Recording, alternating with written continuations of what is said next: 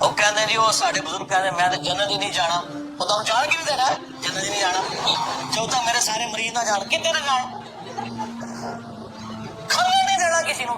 اچھا دوسری طرف بخاری مسلم سے آپ کو حدیث بتائیں گے کہ قیامت والے دن انبیاء بھی نفسی نفسی کر رہے ہوں گے.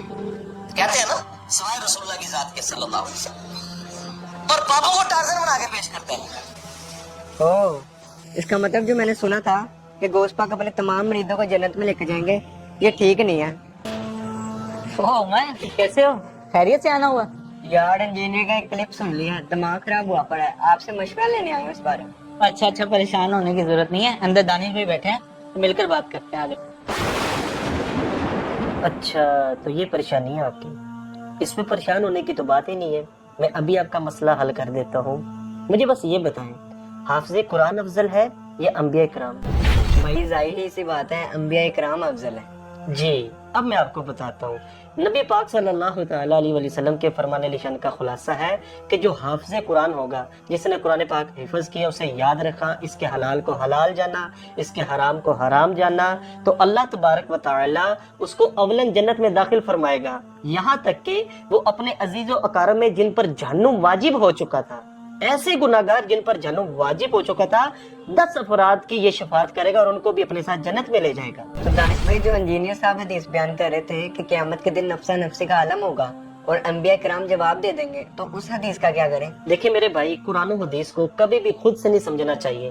قرآن پاک کا ترجمہ خود سے پڑھ لینا اور کہنا کہ جناب میں بڑا فن خواہ بن گیا ہوں, میں نے قرآن پاک خود پڑھا ہے, مجھے مفہوم اس کے سارے سمجھ میں آ چکے ہیں, حدیث پاک میں نے پڑھ لی, اس کا یہ مفہوم ہے. بالکل ایسا نہیں ہے. ہمیشہ مستند عالم دین سے رہنمائی لینی چاہیے.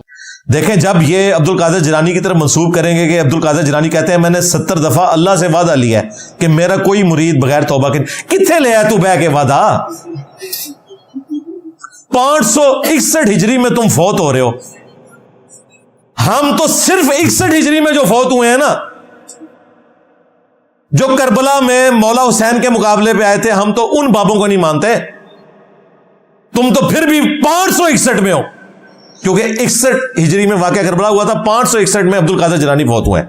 اور یہ میں ان کی وجہ سے کہہ رہا ہوں, یہ اپنے بزرگوں کو جو تختہ مشق بنواتے ہیں نا, یہ وجہ خود بنتے ہیں. یہ کہتے ہیں نہیں انہوں نے یہ کہا ہے, ہم کہتے ہیں بقول ان کے. اب بابا جی نے اگر کوئی گلہ کرنا ہے نا تو اپنے ماننے والوں سے کرے, ہمیں کوئی انٹرسٹ نہیں بابے نے کہا یا نہیں کہا, ہم کہتے ہیں جو بقول ان کے. اب مجھے بتائیں 70 دفعہ اللہ سے عہد لیا ہے, اس میں اور دعوے نبوت میں کیا فرق ہے؟ بلکہ یہ تو خدا سے بھی بڑھاتے ہیں, وہ کہتے ہیں چھڑ دو بھی عبد القادر پہ گئے. کہتے ہیں امداد اللہ مہاجر مکی نے بھی سرٹیفائی کیا, اشرف تھانوی صاحب نے بھی بیان کیا کہ غوث پاک کا دھوبی تھا. اور یہ تعلق قادری صاحب کہہ رہے ہیں یہ والے واقعات اصلی ہیں, اصلی بھی لو سامو. تو کہتے ہیں مرنے کے بعد جب فرشتے قبر میں آئے اور ان کے بزرگوں نے کیمرے میں وہ ساری ویڈیو ریکارڈ کر لی. بھئی قبر کے اندر کون دیکھ رہا ہے کہ فرشتوں کے ساتھ کیا گفتگو ہوئی ہے؟ تو انہوں نے اپنے کیمرے میں کوئی ریکارڈنگ کی ہوئی تھی, اس میں پتا چلا کہ جب فرشتے آئے, فرشتوں نے پوچھا من ربو کا, تو اس نے کہا میں غوث پاک دا دھوبی ہوں.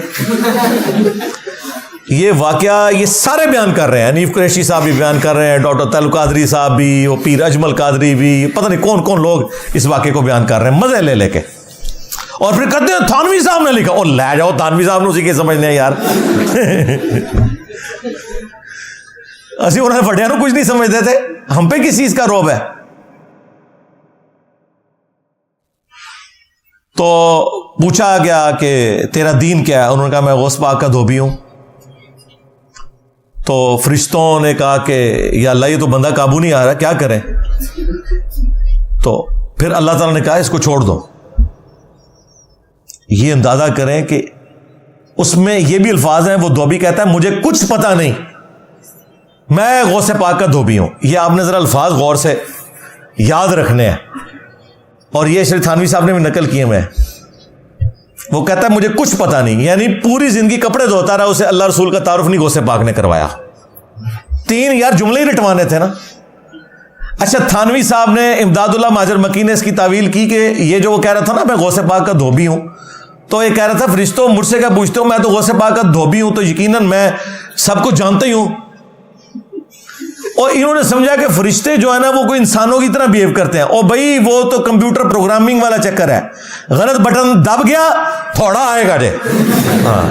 और ये जो लिखा ना उसने कहा मुझे कुछ पता नहीं, जो ये कहता है ना मुझे कुछ पता नहीं, तो सही बुखारी उठा के देखे उसको फरिश्ते गुर्ज मारते हैं, वो जमीन के बराबर फ्लैट हो जाता है और जमीन और आसमान की तमाम मखलूकात उसकी चीखें सुनती हैं सवाए जिन्नों और इंसानों के। धोबी के साथ तो ये हुई होगी फिर जब उसने कहा मुझे कुछ पता नहीं। जी अब्दुल कादिर जिलानी के पास एक औरत आई, उसका बच्चा उनके पास पढ़ रहा था और वो मुर्गा खा रहे थे और वो दाल से रोटी खा रहा था। तो मुर्गा थोड़ी देर बाद उन्होंने हड्डियों पे कुम बिस्मिल्लाह पड़ा तो मुर्गा जिंदा हो गया। उनका जब तेरा बेटा इस मर्तबे पे पहुंचेगा ना तो वो भी मुर्गा खा लेगा। यार इस मर्तबे पे पहुंचे बगैर मुर्गा नहीं खाना किसी ने। हजरत अबू बकर उमर उस्मान अली ने कितने कुकड़ जिंदा कीते ने। चलो नबी अलैहिस्सलाम ने को मुर्गा जिंदा किया है, वो को रवायत दिखा दो कि जाहिर है कि बुजुर्ग तो हुजूर की सुन्नत पे होते थे ना, तो हुजूर भी फिर यही करते होंगे ना कि नबी अलैहिस्सलाम खुद मुर्गा खाते होंगे और अपने मुरीदीन को जो है वो सूखी रोटी खिलाते होंगे। हाँ, ये जरा बताओ कि ये अब्दुल कादिर जिलानी ने किस नबी का कलमा पढ़ा हुआ है, ये किस नबी की सुन्नत पे चल रहा है। साहबा ने तो एक पत्थर बांधा हुआ था, खंदक के मौका पर नबी ने 2 पत्थर बांधे हुए थे। तुम्हारे हुजूर किस नबी के तरीके पे हैं? आओ टेक्निकली भी जरा बताओ।